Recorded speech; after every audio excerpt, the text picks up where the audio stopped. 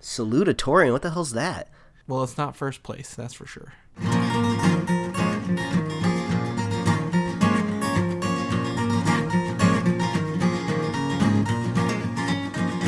A modern podcast where Chris and Mike talk about TV, movies, superheroes, and everything in between.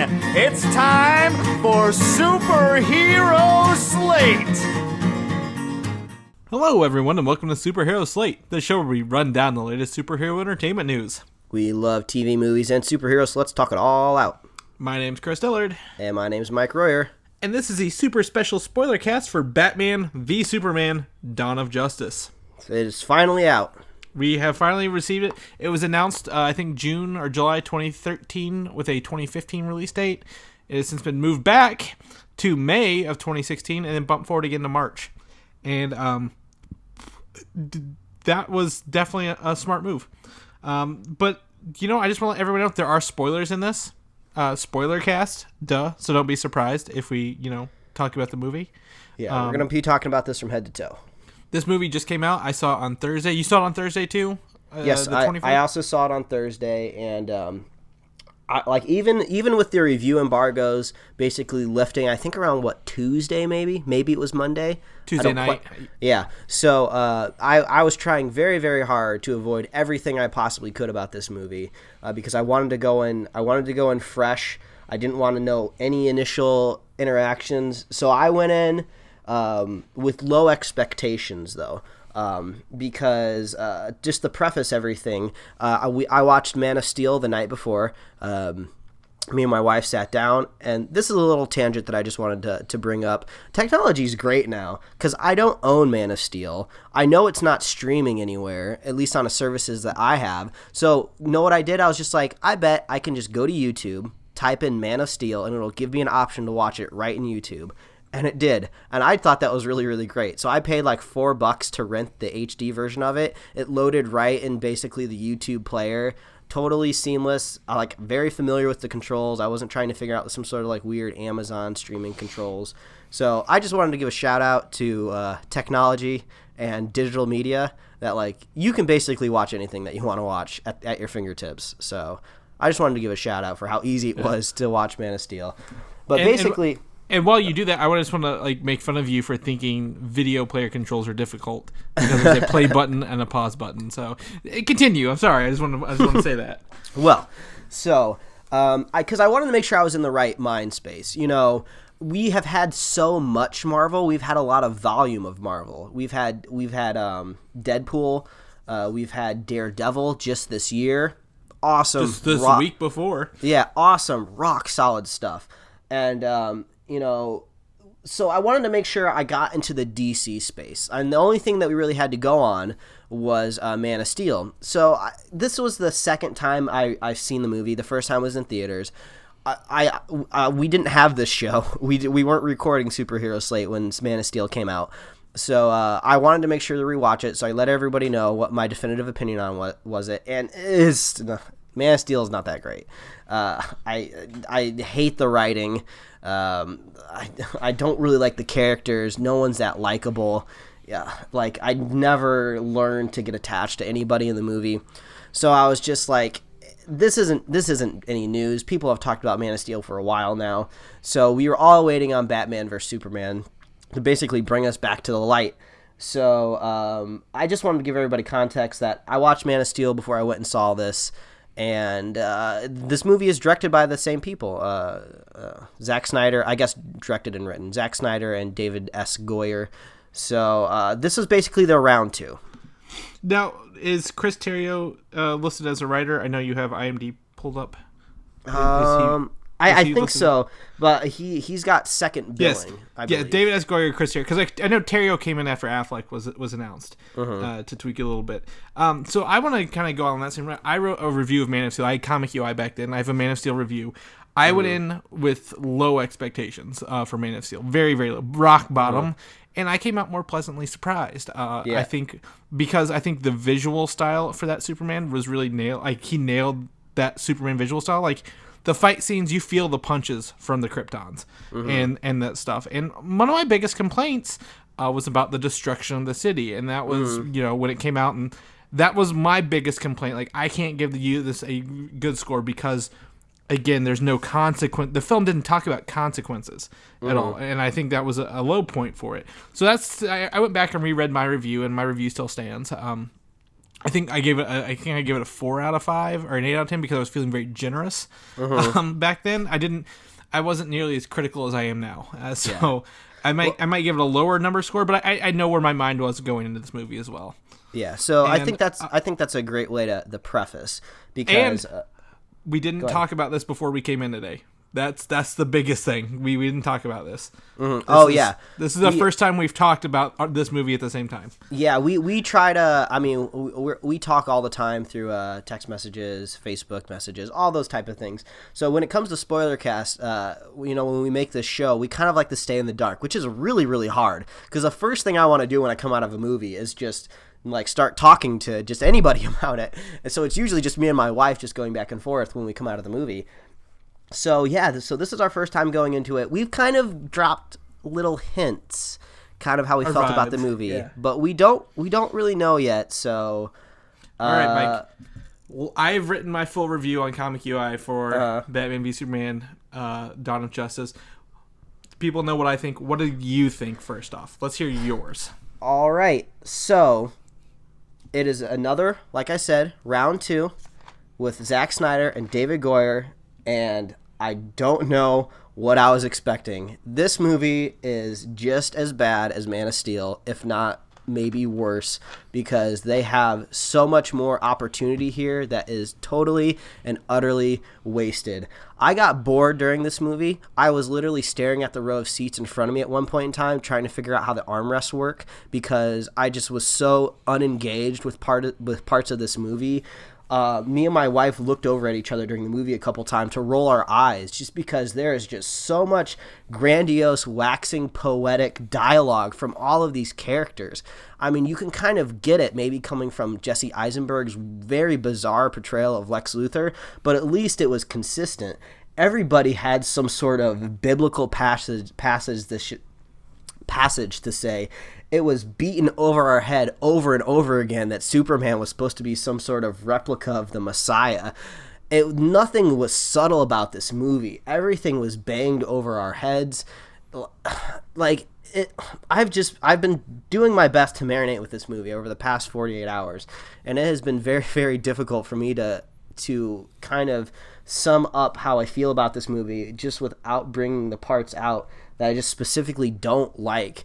This was just such a waste, and I am very, very curious if this movie is bad enough to tank 10 years of movies for Warner Brothers in the future, because I think it's going to do well money-wise, but this movie was bad.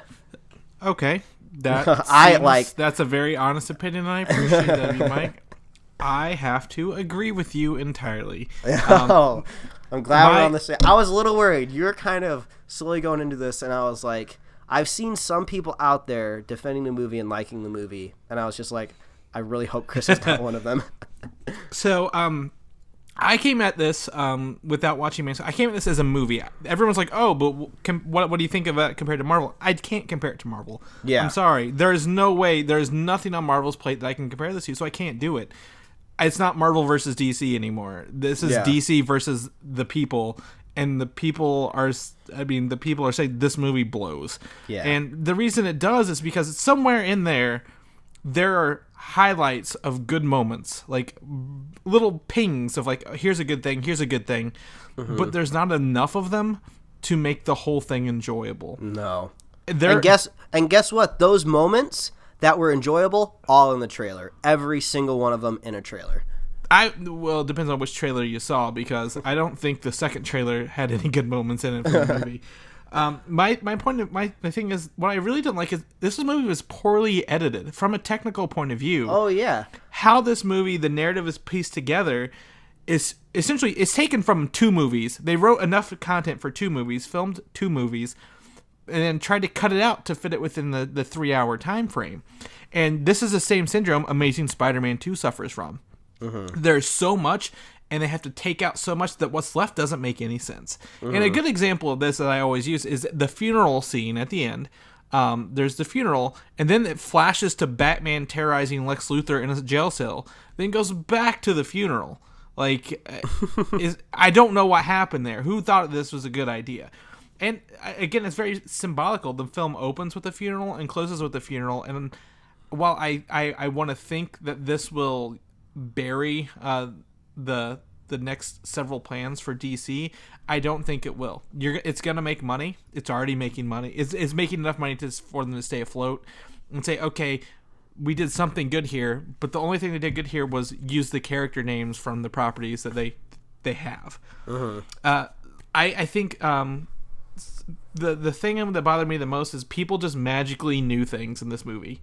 Yeah. Everyone just knew where to go and what to get without... Like you said that it suffered from dialogue. I don't think there was enough narrative in that dialogue to tell a story. It just happened. Well, the narrative that we had basically was like pointless. It was just going on and on about gods and fear. There was nothing really substantial there. And that went into the big point is I didn't care about any of these characters for 1 second. We don't spend enough time with anybody to feel emotionally connected to anyone.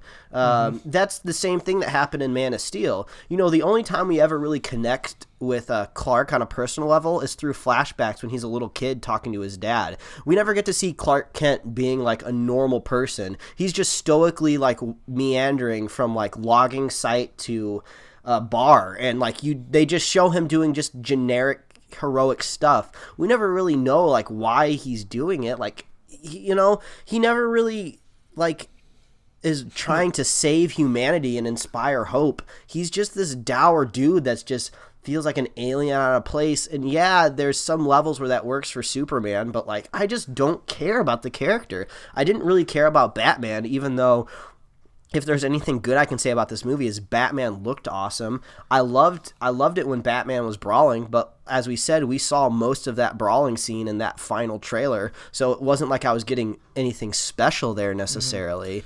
So yeah, and you're right. I think the only time we do care about Superman in this whole movie at all is whenever he sacrifices himself for Doomsday. Okay, that's a very... this movie is made up of, like, if you take iconic comic books and just mash them all together, that's what this fucking movie is. Like, I could take, my Batman, The Dark Knight Rises and Death of Superman and start smashing them together, and that's what this movie is. But whenever he dies killing Doomsday, like, it's very iconic. But you know what? They pulled that rug right out from under us whenever he's back to life in his coffin. Like, yeah, we know he's not dead. Like, I was going to say, Warner Brothers, you were bold motherfuckers for leaving him dead at the end of this movie and trying to explain how to bring him back in Justice League. I was going to give them that. But you know what they did? They couldn't even sit on that. They brought him right back to life. And that brings me to one other point where if I do compare this movie to Marvel in one aspect, it is that no matter how brutal that fight with Doomsday was supposed to be, those characters look like they just got out of their makeup chair after fighting Doomsday, and they look brand new and perky and excited. Like, oh, my makeup didn't fudge. Like, I don't have any bruises or dirt on me. But I just watched an entire season of Daredevil where Frank Castle and Daredevil are bloodied and beat up and bleeding the whole time. Half of the Civil War trailer is Tony Stark with black eye, and Robert Downey Jr. is their moneymaker. So why can't DC just, hurt the characters a little bit? Like, make them look like they just fought instead of, makeup models. Yeah. That's something I wanted to point out. If I was going to compare it, that's where it was. Yeah, and I mean, if we want to talk a little bit more about the look of this movie, I kind of felt this way also with Man of Steel. The special effects they're not very good. I mean... I can get that the special effects, they're on par with what's out there right now. Like, oh, okay, that's Doomsday. I don't see any, like, loose polygons or anything like that. But nothing really feels real or lived in. That last fight was just one big CG fest. Like, it would randomly cut to Doomsday just electrically sending out electrical pulses that really had no impact on the city necessarily. I wasn't sure. I was never really sure if it was a shockwave or it was like an EMP. I didn't really know what the fuck was going on. And like his arm would get chopped off and he would like grow things and things would pop out. He was just this weird CG monster. Nothing practical was ever thrown into this at all. So I never really believed anything that was going on in this fight. It was kind of hard to follow. And then also yeah, just like there was a moment too where they had the very few establishing shots that are in this movie, which they needed more of. There was one shot where there's a wide shot of the Superman Memorial, and we see just people walking around it. And the Superman Memorial looked like it was like rendered like in like 2010 or something like that in like a video game on the PS3 or something like that. It just looked really weird. And then I'm like, not even to mention that cyborg scene in that email attachment. That was I want to say that for something else. Let's save those cameos for something else.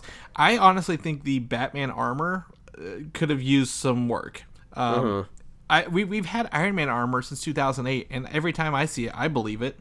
But I couldn't buy the Batman armor. Yeah, it just something about it just seemed like a little cartoony. Like the details weren't there, and I just couldn't buy that he was wearing that armor the whole time. Yeah, and I don't think this is a ping on this whatever special effects company did the work. I can assume that the special effects company can crank out amazing, awesome, masterful work.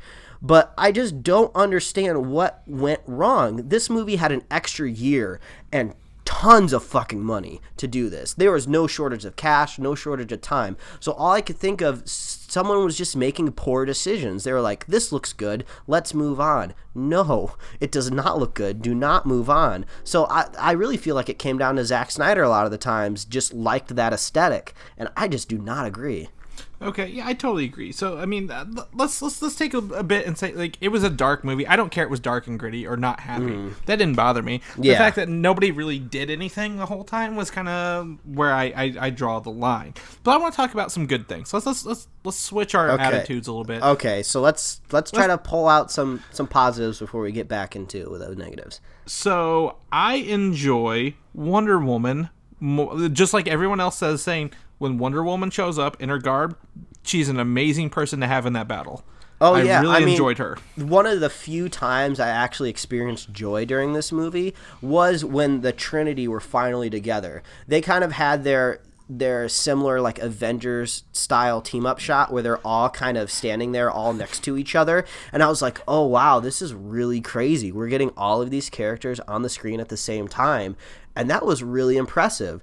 And even though that shot was like an officially released screenshot, I think, so it wasn't I didn't like that. It felt too forced to have all three of them there.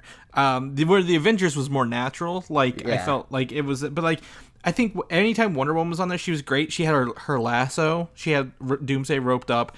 She was showing that she was a capable fighter. She was bringing the hurt on Doomsday because she's a powerful woman. We don't get a lot of strong, powerful women characters, and that was really cool to see that. She nailed it.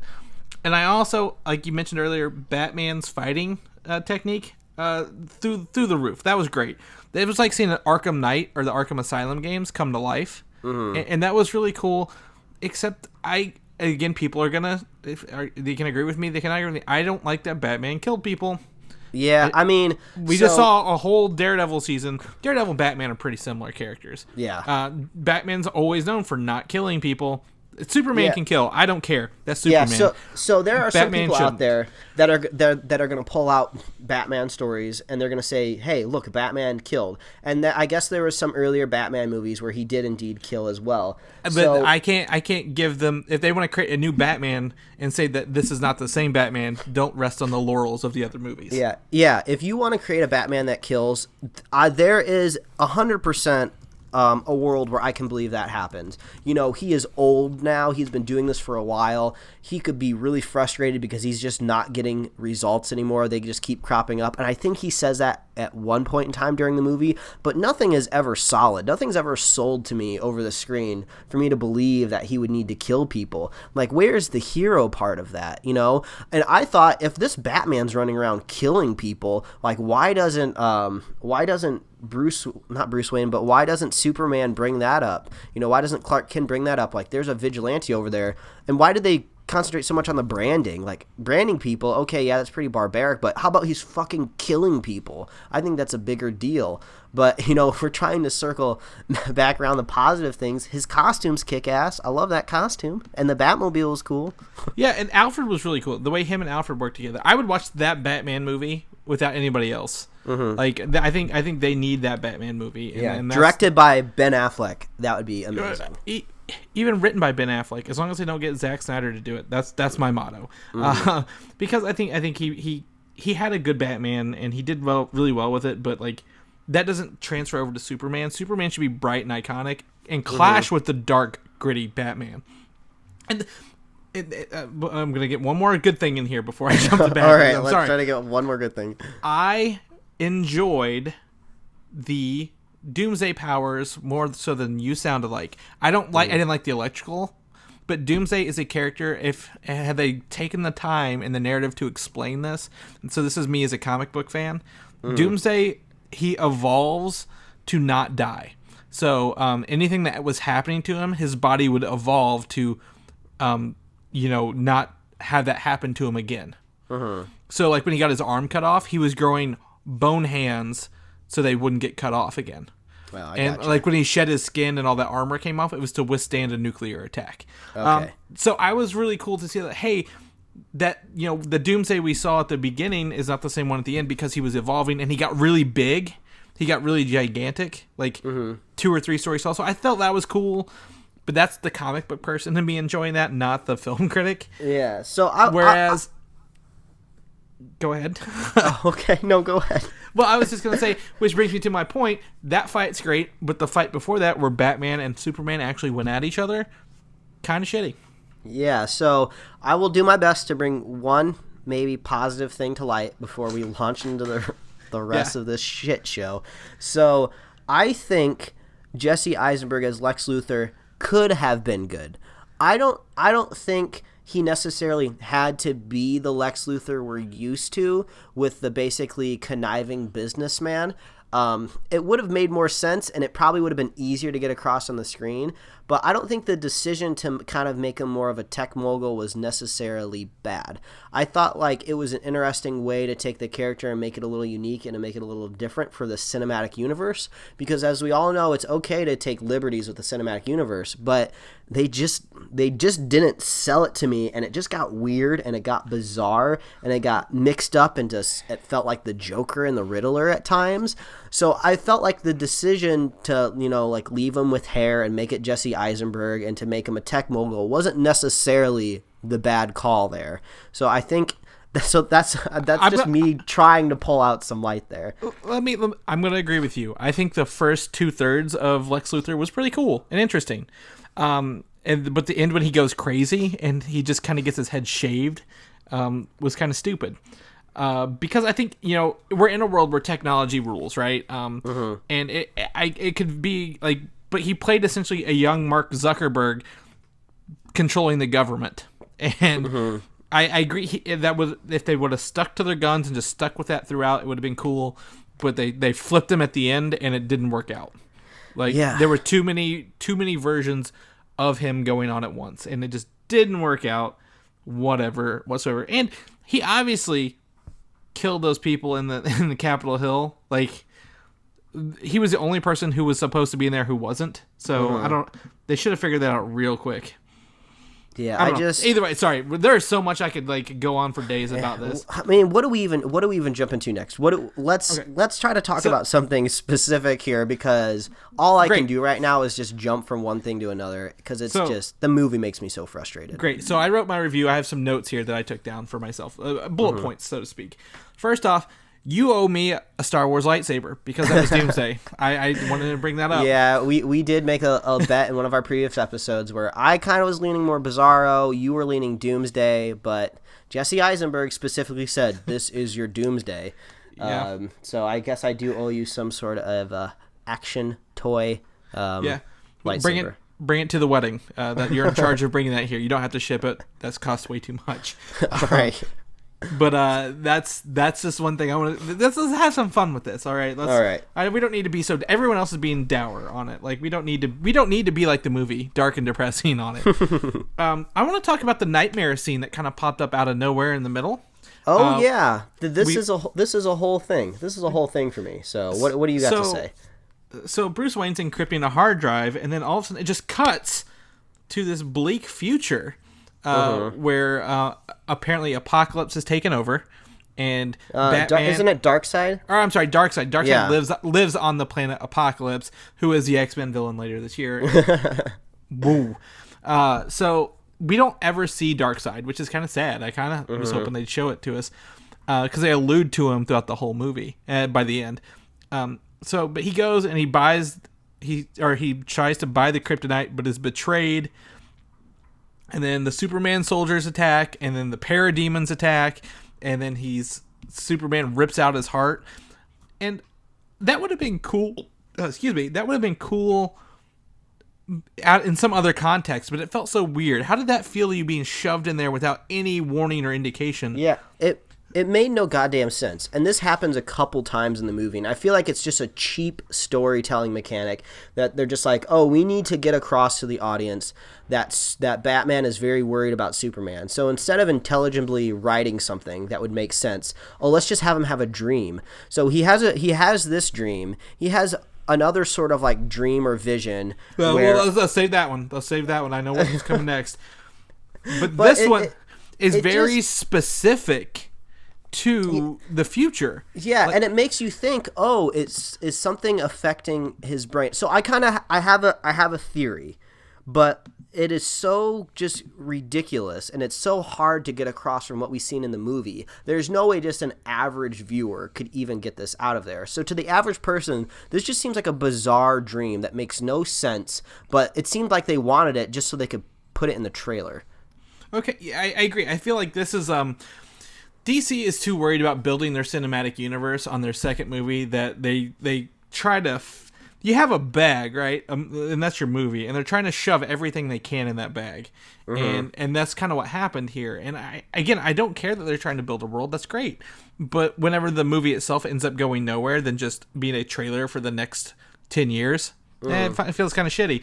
Yeah. But this nightmare scene was very specific. It had parademons and Superman soldiers, and like, had they had the Superman S instead of the apocalypse symbol, I'd have been like, oh, he's envisioning other aliens and Superman being the god or like the ruler of the earth. That would have been great. But why did they have to bring Darkseid into this? That was really dumb. Yeah, I actually think this might be a really good launching point for us to go into these other Justice League members and how they pop up and crop up into the movie, because this is the first time we get it, and this is legitimately the first time in the movie where I was really shocked and surprised, honestly, because at the very end of this nightmare scene, we have the fucking Flash popping up out of nowhere, out of like the Speed Force rip in space-time, and he's like barely clinging on to basically this time that he's in, trying to tell Bruce. It was hard to hear, so that was just, I don't know if that was intentional or it was just bad filmmaking, but it sounds like he's saying something along the lines of, like, you were right all along about him. So maybe they're talking about Superman. Lois is the key, Lois Lane, and that kind of made me a little bummed out because I'm fucking sick and tired of Lois Lane. She's a pointless character in this movie, so I don't need more of her. So I'm just you're right. And then we're not even 100% sure it's the Flash until his helmet pops up, and then you really have to look at his face. Now, my wife is a big fan of the Flash, the TV show. She's written spec scripts for it. She has a really large collection of trades of really popular Flash stories that she's really engaged in and loved reading. She knows more about the Flash than I do, and she didn't even know it was the Flash until the end of the movie because it was so hard to pick up on, because the Flash typically is not in an Iron Man-esque suit. You can barely tell it's him by the red mask coming down over his eyes. You really have to look and see what's going on. You have to just kind of gauge the context of everything that's going on.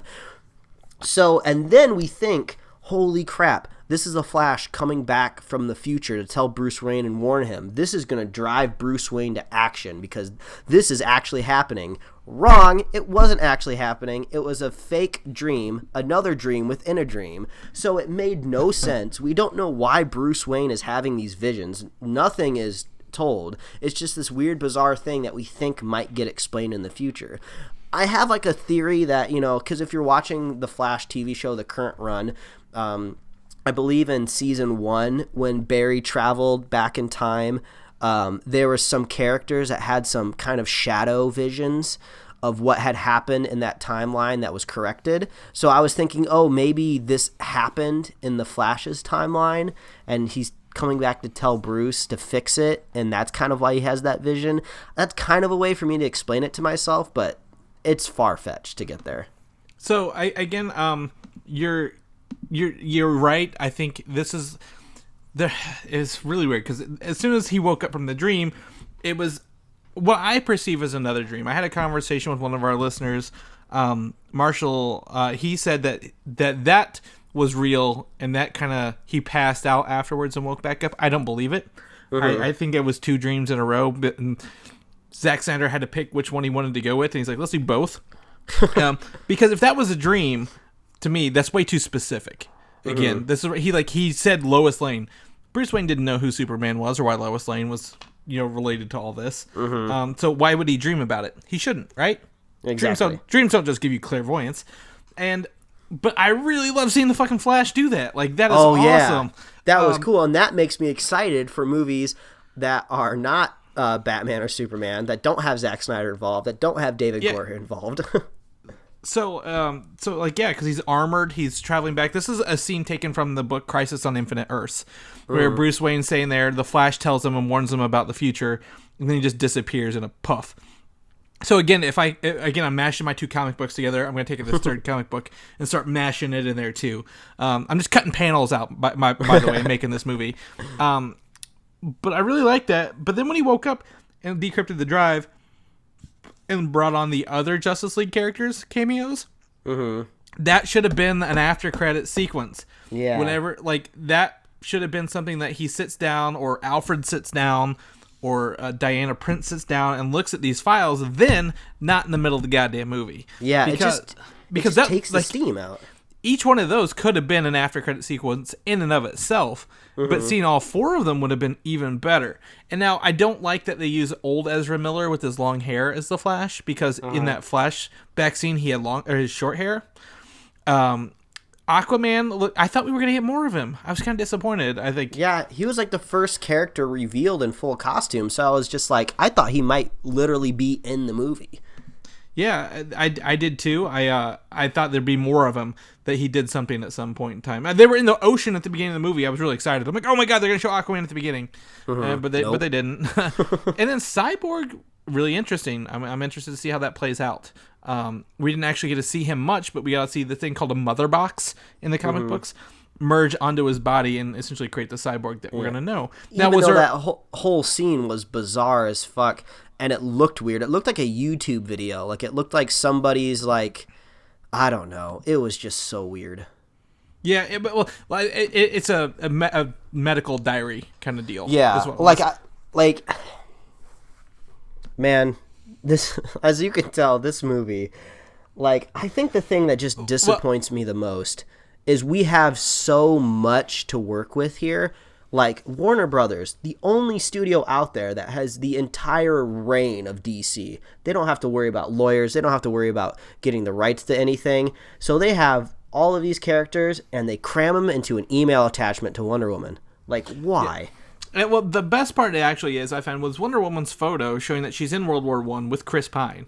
And, they kept showing that. I'm like, okay, that's really cool. We get it. Don't linger on it. we got it. Yeah, let's just bring in that that kind of techno soundtrack. Every time we saw that photo, that techno soundtrack would start swelling up from the background. Wonder Woman had her own audio track from Junkie XL, and even during her fight with Doomsday, it kept popping up too, which is really fun. I mean, it was cool. I like the music, but it's just weird hearing this intense Junkie XL music when you're looking at a black and white photo. Yeah, so at the end of the day, I think that's going to be another thing I point out. This movie was loud. That sound mixing was horrible because it's just loud and aggressive in your face. It's in your face, it's in your ears, but it's not something that it had the potential to transcend what we've seen so far and be something different, and it just let us down the whole way through. Yeah, so we've talked about the very poor Justice League character cameos. We've talked about the fight with Doomsday. We kind of talked about Lex's really weird, bizarre connection to the story and his motivations that are never really clear. We don't really know why he hates Superman. He just hates Superman, I guess. We've talked about Alfred and Batman. I think it's time we talk about literally what this movie is called, and it's called Batman vs. Superman. So I think maybe we can dive into what we have at least, or what we very saw little of Batman fighting Superman, which should have been, in my opinion, the highlight of the movie. Well, it should have been most of the movie.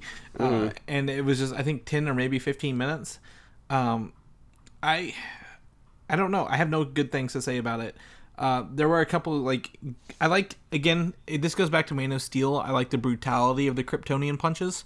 And I felt like Superman was throwing Bruce Wayne around pretty good, through that stuff and back and forth. But at the same time, the bat suit threw me off and I didn't like it. It didn't look real, so I didn't feel it. I didn't think anyone was actually in danger the whole time. Well, and what bugged me the most is the motivation for the characters to be fighting to begin with. I mean, they got Martha. Oh, I got that Batman wants to kill Superman because Superman's like a renegade that has no control over him. So that actually was established at least very clearly.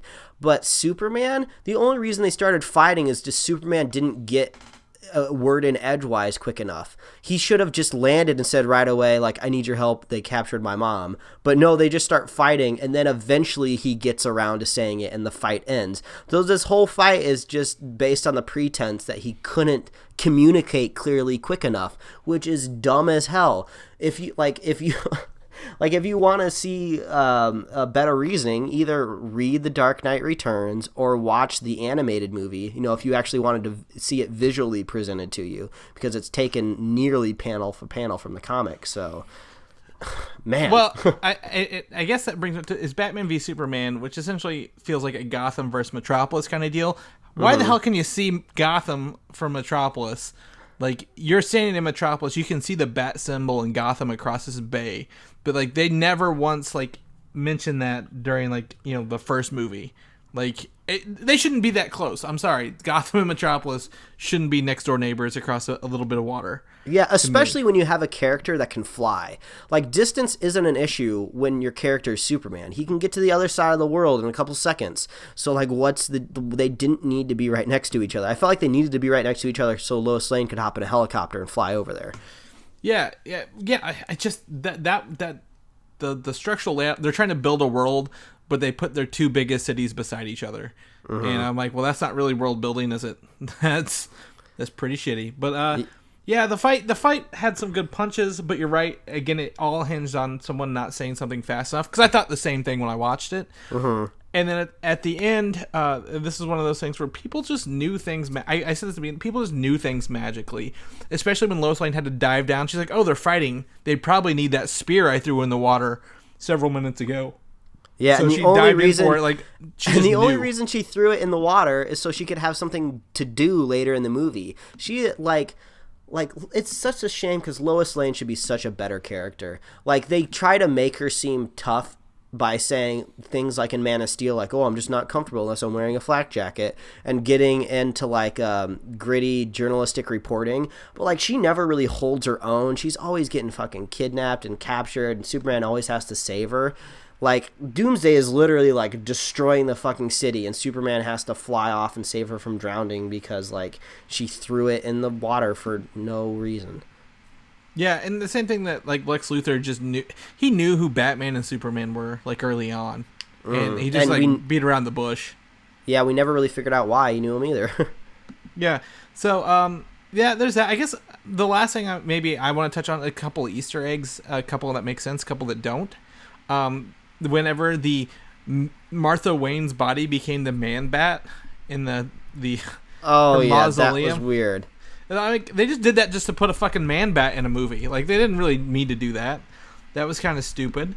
We kept seeing repeats of the whatchamacallit? The death of his parents, Batman's parents. So there was that. Yeah, and it's just. You might hear my computer fan going right now while I'm looking up some of these, because Your computer is it's fuming just as much as we are. It really is. Well, I think the biggest like waste of things at the beginning when Lois is in like the Middle East, and she's like about to be killed or whatever. The guy who's with was Jimmy Olsen, who the guy who betrayed him, and like she's like, no, we just used her to get to you. Like she's just a reporter. That was Jimmy Olsen, Superman's like best friend. Like, I feel like they're just throwing things away. Like, we got this. Let's throw it in there and throw it away. So I would hate to see what they did with I forget her name. They cut out a bunch of people. Like, I don't know what they cut out. Like, they could have done this and, like, oh, man. Ow, it hurts to think about it. Yeah, it's just so frustrating knowing that we have It's a movie full of Easter eggs. Yeah, we have this movie with these two most iconic characters ever. Like, literally ever. Batman and Superman. Everybody knows who they are. They're huge. They're way bigger than Iron Man ever was before he hit the big screen. Way bigger than Captain America ever was. They are just these colossal characters that easily could have filled the movie on their own. Why did we need to put so much else in the movie? I mean, introducing those other characters of Justice League had no merit on the film whatsoever. They didn't need to be in there. They were the perfect candidates for an after-credit scene.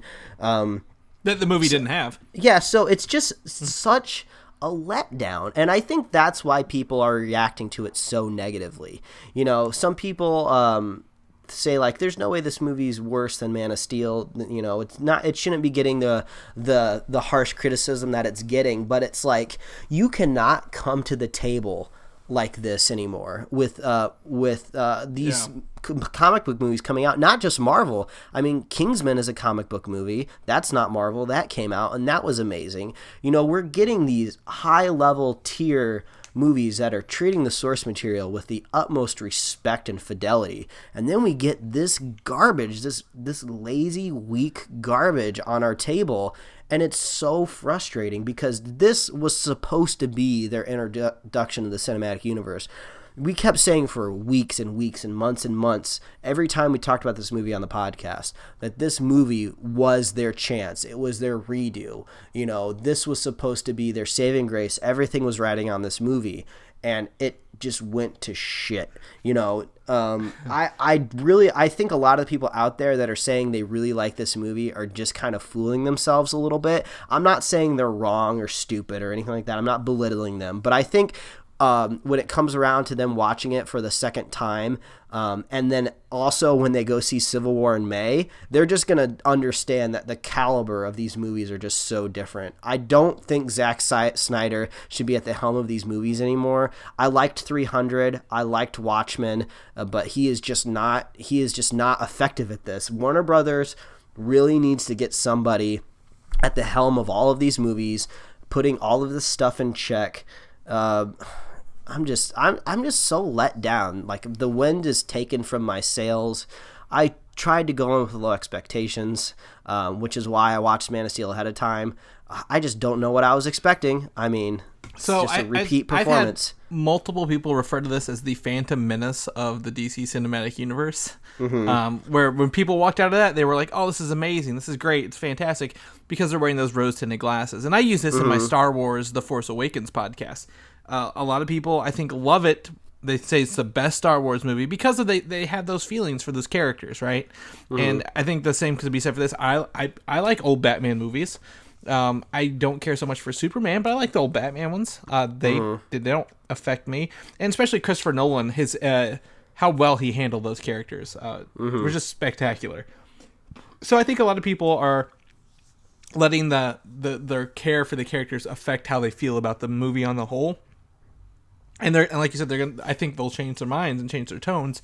But at the same time, I've never seen something so divisive in my life, because people were defending this movie before it came out. And I think this is a movie made for comic book fans. And I did the math. Only about 4% of all ticket sales are people who buy comic books. At most 4%. That's if they multiple viewings and they see it in IMAX 3D versions. And I mean, this is something that's going to sit for a while, but you're right. Justice League needs to be different. And I don't know if we're going to get that different by Justice League. but Wonder Woman has a chance to be different, and I think it will be the standout star of all these movies, despite what you may think of when you think of the name Wonder Woman. Yeah, it just has to be, and I feel like a lot of DC fans out there are gonna be shouting their normal stuff of just like, oh, you're just Marvel fans. Like, no one wanted this movie to be bad. I do not want DC to fail. I want rock solid, awesome DC movies that I'm looking forward to seeing every single year. And now that's just not going to happen. They totally lost me on this movie. Like, I honestly don't know if I'm going to be seeing DC movies night of anymore. Like, I try to see these movies as soon as I can because I'm excited to see them and I don't want things spoiled. I don't think I care if I see reviews for Wonder Woman now. I don't think I care if I see reviews for Suicide Squad coming up beforehand. Like, I just don't care anymore. I mean, it's such a shame. I hope a movie can come out and just change my mind. I'm begging. I want DC movies to be just as good as Marvel movies. Yeah, and again, I agree with your sentiment, but I'm not going to compare it to Marvel because that's not what I did for this. When I went in, I went with a filmmaker point of view mind, and I want to see movies as good. I want to see DC make movies as good as other movies, not just Marvel films. Yeah, great point. Because again, something that I think, this movie you touched on had a large budget, had a large cast, has a large amount of stuff in its pocket to pull from. Deadpool did everything for a fraction of the cost with a fraction of the resources and came out swinging so much better. So I think when you give someone everything, they use too much of it, and this is an example of that. And I liken it to Amazing Spider-Man 2, which suffered from the same exact fate. Yeah, and I think we're going to be talking a lot about the future of Warner Brothers and DC on our weekly podcast that everybody should definitely stay tuned for. But I am honestly, legitimately worried and curious what's going to be happening to this slate of movies coming out, because they rested so much on this, and it just did so bad. So here's where I want to ask you two things, Mike, before we wrap this up. One, are you worried about Suicide Squad? Actually, I am not so worried about Suicide Squad just because it's going to be so different. It's got a different creative team behind it. So I'm expecting this to be unique and special, and I am not so worried about it. But since it is not as integral to the connection of like the Flash and Cyborg and Aquaman and the Justice League, I feel like even if this does really, really well, it's not necessarily going to improve the rest of the universe. Okay, great. Secondly, let's go ahead and talk the future right now. To me, okay. I don't think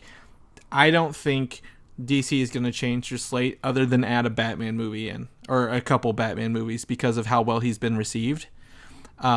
That's my point of view. I don't think they're going to change a thing. I think they're going to make enough money because people are going to go no matter what. I've actually convinced people not to go, so I'm proud of myself. But this movie's cleaning up. I don't care how much I work telling people. I could go out and picket fence this damn movie and people would still go. But, yeah. I think it's going to make money that Warner Brothers isn't deterred. But I just think I think it's critical reaction, not fan reaction, critical reaction that also usually tends to have a big effect on films. So do you really think they'll change something if they recoup, if they make $750 million or more? Do you think they'll change anything at all? I think the future with Zack Snyder and Warner Brothers is on shaky ground. I believe he is connected to Justice League Part 1 and maybe 2, right? As far as I know, 1, but I don't know 2 probably. I mean, just probably, but things change. I think Spider-Man changed hands in 6 months, so I can't. I think honestly, Zack Snyder might be done. I think he had a job to do and he didn't do it. I know some people will say maybe executives put their hands into the pot, other things got in there. I mean, this was just. So do you think he's gonna? I mean, Justice League Part 1 films next month. I think he's gonna stay through that one. I mean, yeah, if it's starting that soon, man, I'm just the wind, my sails, any other analogy along that line. I'm just so disappointed. He's also on Part 2, by the way. Oh, okay. According to IMDb, he's on Part 1 and 2. I think he'll stick to Justice League Part 1. If I look at it correctly, I believe the writer is I can't see here. Chris Terrio is actually coming in for it. You know, I'm just going to cross my fingers and hope we get a solid Flash movie, and hopefully that's good. Because I want to see big budget Flash special effects. So I'm gonna hope on and cross my fingers for that. But I think it's obvious to tell that both of us thought that this movie did not deliver, and it's a shame. Yeah, I really wanted it to, and I don't know. We'll have to see. I don't know. It depends on. Again, I think you're right. It depends on who writes it. If it is Chris Terrio, I have a little more faith in his writing abilities than I do David Goyer. But I think you're right. It did. I didn't want it to fail. I don't think it's gonna fail enough for anyone to notice or to make a change immediately. But I in no good faith can I recommend this movie to anyone who enjoys movies on the whole. Comic book fans, yes, please go see it. If you like Batman, you'll love it. If you like Batman, you may like it. If you like Superman, you may like it. If you like Man of Steel, you'll probably like it. But I can't go around giving common people who have no idea what's going on I guess, what's it called when you endorse something? My endorsement. Yeah. After much consideration, Mr. Snyder, I've decided not to endorse your film. There we go. Jurassic Parked it right there. Yeah. So I think it's just safe to say if you want to hear us, Chris and myself, talk about something that we like, go check out our Daredevil spoilercast that we just recorded. We specifically saved Batman and Superman for the last recording of today, and you know, I'll see you tomorrow, Chris, when we record our weekly episode, and we'll get back on track here. We'll get things back to normal soon. Yeah, it's fine. I don't think. I mean, in the long run, this doesn't affect me. But if people want to see, maybe you drew a Batman comic recently, right? If people want to see that, where can they find that at, Mike? Well, if they want to see what I'm up to, they can follow me at Mike Royer Design on Twitter and Instagram. And as always, you can read my webcomics at pickledcomics.com. Chris, if they want to catch up with your reviews on comicui.com, maybe they don't necessarily want to wait until we get around to recording these bad boys, where can they follow you?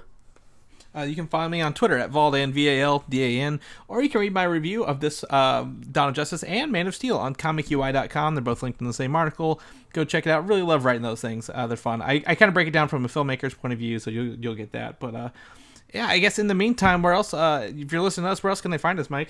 Well, as always, they can find us at superheroslate.com. That is the best place where you can find the links to every place we put the show. We're on iTunes, YouTube, SoundCloud, Stitcher, Tumblr, email, Facebook, Twitter. We are all over the place. We are on the map. You know, if you're a fan of the show, please consider leaving us a review on iTunes. It helps us pop up in some fresh faces, get some new listeners to the show.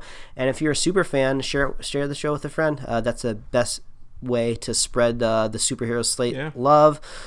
Chris, I'm depressed, I'm sad, but I'm excited because I'm gonna go check out some Star Wars burlesque show goodness, Stargirls, that my wife graciously bought us tickets for. So I'm ending the weekend on a good note. Yes, well, most definitely, and like I said, we'll be back in the quote-unquote studio tomorrow to record the next show, so look forward to our regular scheduled podcast, and we'll see you guys then. All right, everybody. All right, Batman Superman was bad. Bye. It was bad. Bye. Thanks for listening, and don't forget to subscribe.